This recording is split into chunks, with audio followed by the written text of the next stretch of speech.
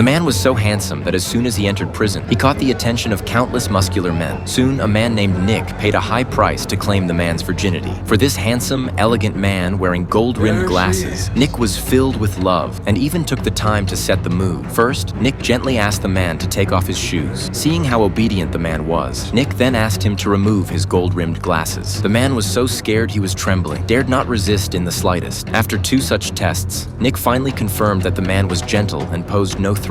He then unbuttoned his pants, ready to spend the night with the man. However, at that moment, a pair of large feet suddenly appeared. A petite man with a kind face named Jack stood in front of the man. He gave Nick 2 choices: either apologize to the man and leave the cell immediately, or let his men carry him out like a pig. As the prison boss, Nick naturally wouldn't let Jack off the hook. However, the next second, Nick saw God.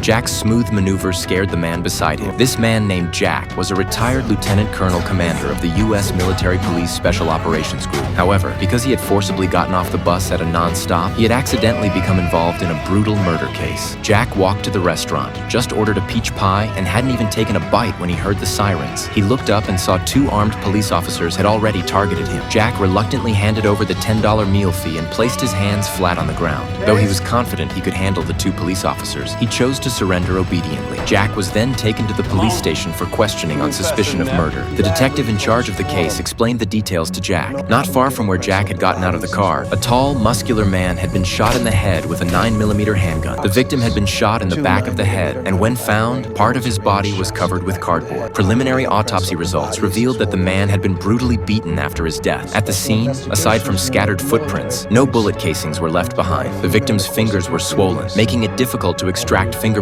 and his identity could not be immediately determined. In this small town of just 1,700 people, Jack, an outsider who happened to pass by the crime scene, was hard not to be suspected.